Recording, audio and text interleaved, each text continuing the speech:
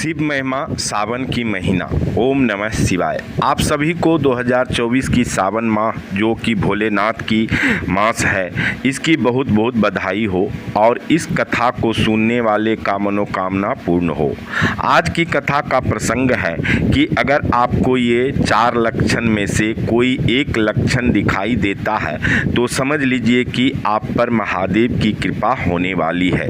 चलिए, इसको जानने से पहले मैं ब्रजेश पाठक आप सभी का इस यूट्यूब चैनल पर हार्दिक स्वागत करता हूं। तो चलिए आज के प्रसंग पर बात करता हूं कि यदि आपके साथ कुछ भी ऐसा घटित हो रहा है तो आप समझ लीजिए कि शिव की कृपा आप पर होने वाली है, जिसको मैं आगे प्रसंग में बताने वाला हूं। बताने से पहले आप सभी सबों से मेरा एक निवेदन है कि जो भी भाई बंधु इस चैनल पर पहली बार कथा प्रसंग में भाग लिए हैं, कृपया करके चैनल को सब्सक्राइब करके अंगूठा का निशान दबाकर हर हर महादेव अवश्य लिखें, ताकि इस सावन बाबा भोलेनाथ की असीम कृपा आप पर बनी रहे। आइए प्रसंग की बात करते हैं कि हम किसी भी देवगण की साधना पूजा करते हैं, वह चाहे भगवान विष्णु जी हो, माँ दुर्गा, माँ काली, गणेश, लक्ष्मी या हमारे महाबली, बजरंगबली आदि इत्यादि देवतागण भी हैं, रामकृष्ण जो भी हैं, इनमें किसी भी देवगणों की साधना करते हैं तो इनकी कृपा यदि हमारे ऊपर होने वाली होती है तो हमारे साथ चैन तरह की घटना होना शुरू हो जाती है। वह घटना चाहे जागृति अवस्था में हो, स्वप्न में हो या ध्यानावस्था में हो। तो चलिए पहले भगवान भोलेनाथ से संबंध रखने वाले की बात सबसे पहले करते हैं, क्योंकि उनकी ही माह चल रहा है। उनकी साधना करने वाले के साथ कोई घटना घटित होता है तो उन्हें ये लक्षण, ये संकेत या यूं कह लीजिए कि ये चिन्ह उन्हें ज़रूर मिलने लगते हैं। ऐसे 4 संकेत हैं जिनको आप अच्छी तरह से समझ लीजिए।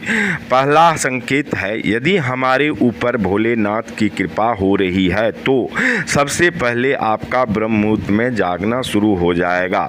ब्रह्म मुहूर्त का समय तो आप सभी को भी पता होगा ही, सुबह 3 बजे से 5 के बीच होता है। इस समय ब्रह्मांड का द्वार खुला होता है और वहाँ से ब्रह्मांडीय शक्ति इस पृथ्वी पर आना शुरू हो जाती है।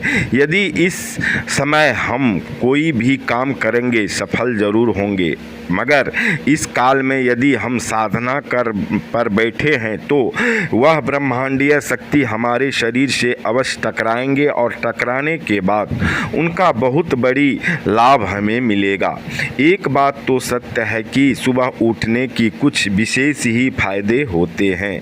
कारण यह है कि उस समय हम सभी कुछ भूले होते हैं, सब कुछ भूले होते हैं, कोई भी चिंतन हमारे मस्तिष्क में नहीं रहता है और उस समय किया गया साधना पूजा पाठ एकदम से निश्चिंत समय होती है और किसी प्रकार की चिंता फिक्र मनुष्य को नहीं रहती है।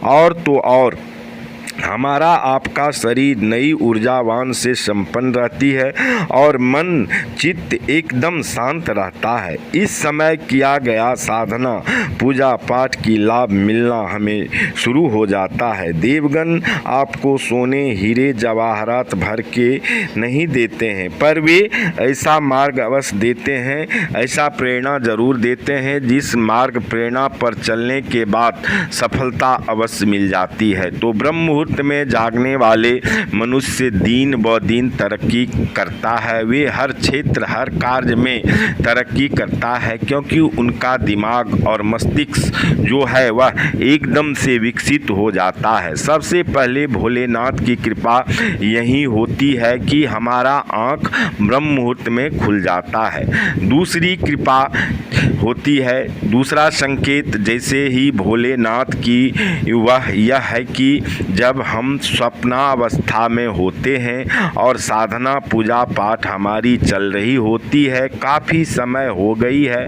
साधना पूजा पाठ करते हुए, उस समय यदि स्वप्न आते हैं तो स्वप्न की भी प्रकार होती है। स्वप्न 4 प्रकार के होते हैं। एक तो स्वप्न होता है कुसंस्कारों का निष्कासन, जब हमारी अंतःकरण से चित्त से जो कुसंस्कार भरे हुए हैं तो वे निकलना शुरू करते हैं। स्वप्न के माध्यम से तो हमें भयंकर सपने आते हैं जो अति भयानक होती है, क्योंकि उनके पापों के भोग हमें भोगना पड़ता है, इसलिए उसे प्रभु स्वप्न के माध्यम से भुगतान करा देते हैं और ये सब होने से हम निष्पाप होते चले जाते हैं। तो मेरे धर्म मार्ग पर चलने वाले भाइयों, घबराना नहीं है, यह एक सुसंकेत है। इसके बाद स्वप्न अवस्था में आपको सुसंस्कार का जागना शुरू होता है। इनमें क्या होता है तो इनमें आपको शुभ सपने आने लगते हैं, जैसे भगवान का दर्शन, किसी मंदिर का दर्शन, अच्छे मुनि महात्मा गुरुजनों का दर्शन, जो लगता है आपको कुछ बताने आ रहे हैं सपने में। सपने में आकर के गुरु जी कुछ बता जाते हैं। कभी कभी तो ऐसा होता है कि शिवलिंग दिखाई दे देते हैं और आपको उसकी मंत्र भी मिल जाते हैं, साधना मंत्र मिल जाता है, पूजा पाठ करने की विधि मिल जाती है। ये क्यों मिल जाती है? ये साक्षात भोले शंकर की कृपा का संकेत है और ये संकेत वे किसी न किसी रूप में आकर आपको देते हैं, चाहे वे गुरु रूप में आवे, पितर रूप में आवे या आपका परम हित अपेक्षित के रूप में आवे। वे साक्षात कालों के काल महाकाल ही होते हैं। आखिर ये रूप में वे क्यों आते हैं, इसकी भी कारण है। आप जरूर श्री हनुमान चालीसा पढ़े होंगे कि आपन तेज सम्हारो आपे, क्योंकि हमें क्षमता नहीं है कि हम प्रत्यक्ष रूप में उनका तेज को संभाल पाएंगे। ये सब यदि आपके साथ हो रहे हैं तो आप समझ जाइए कि शिव कृपा की दूसरी संकेत आप पर होने लगी है। तीसरा संकेत क्या होता है? जब हम साधना पूजा पाठ करते हैं तो उस अवस्था में हमारा ध्यान बढ़ता है। अनायास से जब साधना चलती रहती है तो कभी कभी ऐसा होता है कि हमें अंदर से इतनी खुशी होती है कि हमें लगता है कि हम और अधिक साधना या पूजा पाठ करें, ऐसा मन करता है। और इसके साथ शरीर इतना रोमांचित होता है कि आँखों से अपने आप अश्रुधारा प्रवाहित होने लगती है और उसी क्रम में हम बच्चों की तरह रोने लगते हैं। कभी कभी ऐसा भी होता है कि हम हंसने लगते हैं, कभी कभार हमें अच्छी सुगंध लगने लगती है, कभी दुर्गंध भी आभास होने लगती है, तो कभी हमारे शरीर पर चींटियाँ रेंगने लगती है। कहीं कहीं तो ये चींटियाँ कभी तो ये चींटियाँ काट भी लेती है, तो कभी यह शरीर शून्य हो जाती है और तो और कभी इतनी अच्छी नींद भी आ जाती है, कभी शरीर में कंपन, कभी शरीर में झटके भी आती है। और यदि आप मंत्रोच्चारण कर रहे हैं तो लंबी लंबी उबासी आती है, मुंह यदि खुलती है तो ऊपर की ओर तो नीचे आने की नाम नहीं लेती है। ये सब यदि आपको होने लगी तो समझ जाइए निश्चित रूप से भोले शंकर की कृपा आप पर बरस रही है। कभी कभी पूर्व की घटना आपको अब सपने अवस्था में आभास हो जाता है, कितने समय में घटेगी इसका भी आपको आभास हो जाता है, परंतु आप कितना भी सतर्क रहें, यदि वह होती है तो अवश्य आभास होते हुए भी आप टाल नहीं सकते। होनी को टाल नहीं सकते, परंतु यदि आप प्रभु पर सौंप कर मन ही मन उसका स्मरण कर रहे हैं तो प्रभु इतने दयालु हैं कि उसे बड़ा है तो छोटा, छोटा है तो उसे अपने टोटका से टाल देते हैं। यही होती है महादेव की तीसरी संकेत।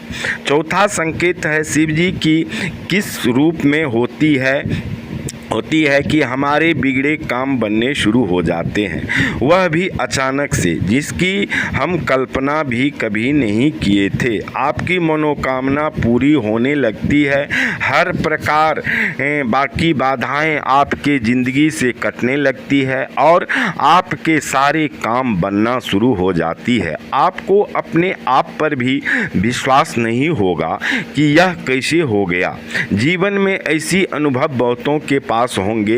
अंतिम एक कृपा और होती है जब हम साधना या पूजा पाठ पर से उठते हैं, जिसमें हमें विशेष सावधानी बरतनी है, नहीं तो हम पूरी तरह खाली हो जाएंगे, जिस प्रकार बिना भोजन के थाली।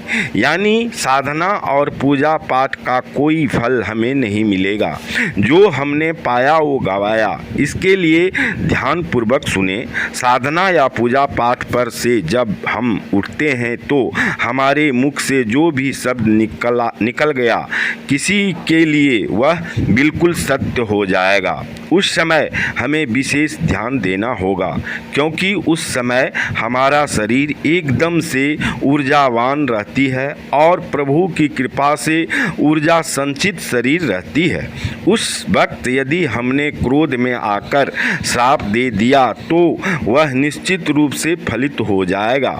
उसे संसार की कोई शक्ति नहीं है जो बचा सकता, उसका अनिष्ट होकर ही रहेगा। हाँ, अगर हमने खुश होकर के किसी से ये कह दिया कि तेरा काम बन जाएगा, तेरी ये बीमारी दूर हो जाएगी, या आशीर्वाद स्वरूप कुछ भी बोल दिया, तो भाइयों वह अवश्य फलित होगा। इसका जीता जागता उदाहरण मैं हूँ। मेरे पिताजी ने साधना किया करते थे और पूजा पाठ भी किया करते थे, और पूजा पर से उठने के बाद जिसको जो दिया वह फलित हुआ, जो मैं आज भी आँखों से देख रहा हूँ। और तो और महाभारत में भी एक प्रसंग है कि साधना रथ पितामह भीष्म ने द्रौपदी को अखंड सौभाग्यवती भव का आशीर्वाद दिया था, जो कि फलित हुआ। तो ऊपर वर्णित कथा कथित अनुसार इस सब क्रिया से बचने के लिए हमें एक परम ब्रह्म प्राप्त एक गुरु की आवश्यकता होती है। गुरु कैसा होना चाहिए, यह फैसला आपको ऐसे अपने अंदर की सुबुद्धि पूर्वक ज्ञान से लेना होगा, क्योंकि गुरु बनाना आसान नहीं होता है। गुरु के ज्ञान ही आपका भगवान है, जो कि क्रिया और कलाप से वाकिफ होते हैं, जो ये क्रिया और कलाप से वाकिफ होते हैं और आपको भटकने या इस प्रकार की बाधा रूपी भवसागर से ऊपर उठाते हैं। गुरु हमारे सच्चे मार्गदर्शक एवं सुपंथ का रास्ता देते हैं। यहाँ तक कि गुरु का स्थान स्वयं परम ब्रह्म परमेश्वर भी नहीं ले सकते।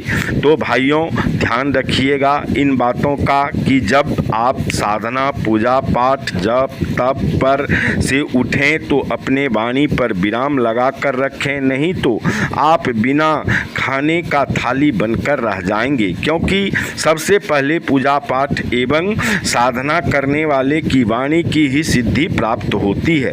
वह भी वाणी रूपी सिद्धि सबसे पहले मिलती है और इसे व्यर्थ में न गवाएं। अब अपनी वाणी का सदुपयोग करें, दुरुपयोग में मत लगाएं, क्योंकि जो भी व्यक्ति पूजा पाठ करते हैं सबसे पहले सिद्धि प्रभु वाणी का देकर आपको टटोलता है और आप उसे बराबर बात कर बिना खाने का बराबर बांट कर बिना खाने का खाली थाली बनकर रह जाते हैं। मिथ्या दोष भगवान पर लगाते हैं कि मैं पूजा पाठ करता हूं और दुखी रहता हूं। तो मेरे प्यारे भाइयों, यदि आप चैनल को पर नए हैं तो अवश्य सब्सक्राइब कर लीजिए और हर हर महादेव लिखकर भोले शंकर का आशीर्वाद अवश्य प्राप्त कर लीजिए। जय सावन तय सावन, खुशहाल रहे सबका जीवन। बोलिए हर हर महादेव।